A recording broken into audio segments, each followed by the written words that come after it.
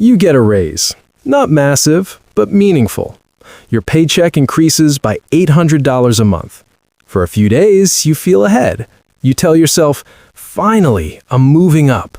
So naturally, your life upgrades a little. A better apartment, nicer furniture, more eating out, maybe a car upgrade. More convenience, fewer compromises. Nothing extreme, you're not reckless, you're not buying yachts, you're just living slightly better.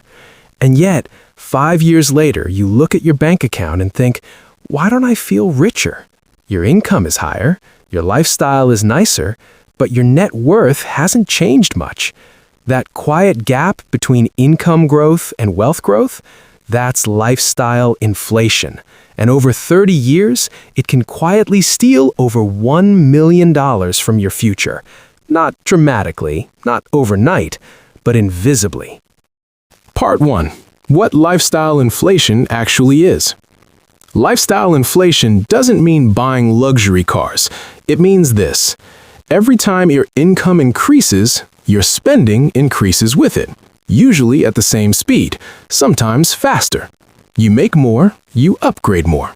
It feels natural. After all, what's the point of earning more if your life doesn't improve? That's the trap. Because lifestyle inflation doesn't feel like overspending. It feels like progress. You don't notice it happening. Your baseline simply shifts upward. And once your baseline shifts, it rarely shifts back down. Part 2. The raise illusion. Let's look at a simple example. You're 25 years old, making $50,000. Over the next 15 years, through promotions and job changes, your income grows to $100,000. That's success. That's progress. But here's what usually happens. At $50K, you spend $45K. At $70K, you spend $65K. At $85K, you spend $80K. At $100K, you spend $95K. You're always saving something, but your savings rate barely improves. So even though your income doubled, your wealth didn't. You scaled your lifestyle instead of scaling your investments, and it felt completely normal. Part 3. The $1 million leak. Now let's quantify this. Imagine that instead of increasing spending by $1,000 every year as your income rises, you invested that $1,000 increase instead. Year 1, invest $1,000. Year 2, invest $2,000. Year 3, invest $3,000. And so on. By year 20, you'd be investing $20,000 annually. If that money compounds at 8% annually, over 30 years, that difference alone could grow to over $1 million. Not from one big decision, from annual incremental increases that you never invested. That's the cost of lifestyle inflation. It's not the initial spending, it's the compounded opportunity cost. Part 4. Why it's so hard to avoid. Lifestyle inflation isn't a math problem. It's psychological. When your income rises, your identity rises with it. You think, I'm not entry-level anymore. I deserve better. I've earned this. And you probably have. But here's the issue. Your brain adapts extremely fast to upgrades. The nicer apartment becomes normal in weeks. The better car becomes ordinary in months. The premium gym becomes routine. Happiness spikes temporarily, then resets. This is called hedonic adaptation, and it ensures that spending more doesn't permanently increase happiness, but it permanently increases expenses. Part 5. The invisible trap of fixed costs. Lifestyle inflation becomes dangerous when upgrades turn into fixed costs. Subscriptions, car payments, higher rent, private schools, bigger mortgages. Fixed costs reduce flexibility. Flexibility is financial power. When most of your income is locked into obligations, you lose optionality.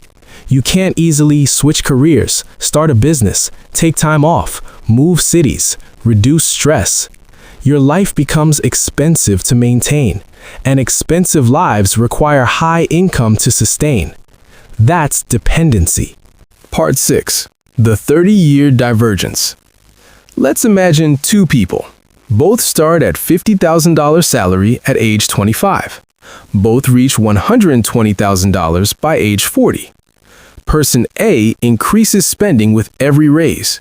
Person B locks lifestyle at a comfortable level and invests most raises.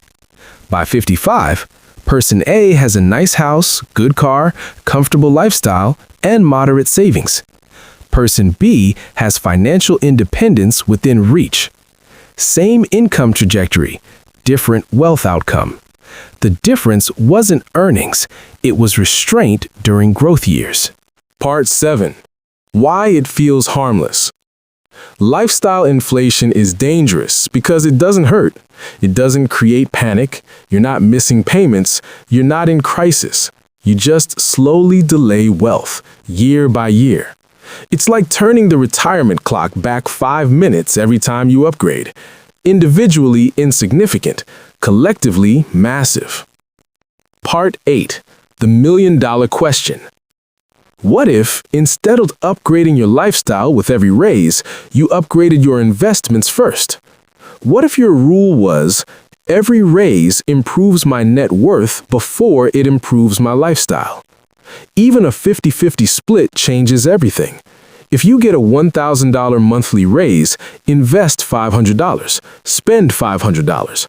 Your life improves, but your future compounds. That balance prevents the million-dollar leak. Part 9. The social pressure problem. Lifestyle inflation isn't just internal, it's social. As your peers earn more, they upgrade. Better neighborhoods, better vacations, better cars. You feel behind if you don't follow. But here's something subtle. People compare lifestyles. They don't compare net worth. No one sees your brokerage account. They only see your visible consumption, and visible consumption is often financed. You might feel behind someone who is deeply leveraged. That comparison can cost you hundreds of thousands over decades. Part 10. The freedom trade-off. Lifestyle inflation trades future freedom for present comfort. It's not evil, it's just a trade. More convenience now, less optionality later. The question is whether you're making that trade consciously or automatically, because automatic trades are usually expensive. Part 11. The million-dollar reality. Will lifestyle inflation steal exactly $1 million from everyone? No, but over a 30 to 40-year career, the compounding impact of investing raises instead of spending them can easily cross 7 figures, especially in higher income brackets. And here's the uncomfortable truth. Most people never feel poor, they just never feel free.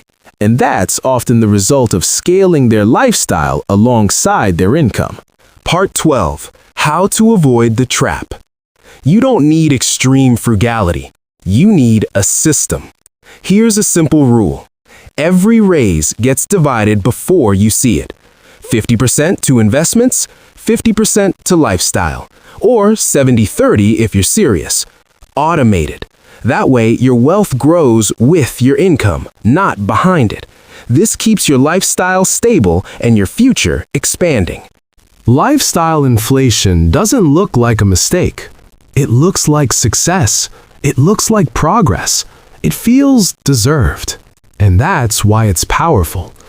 The difference between someone who earns well and someone who builds wealth often comes down to one decision. Do your expenses rise automatically, or do your investments?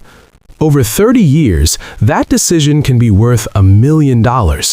Not because you earned more, but because you kept more of your growth. Money compounds, but so do habits. And the quiet habit of upgrading your life every time your income increases may be the most expensive one of all.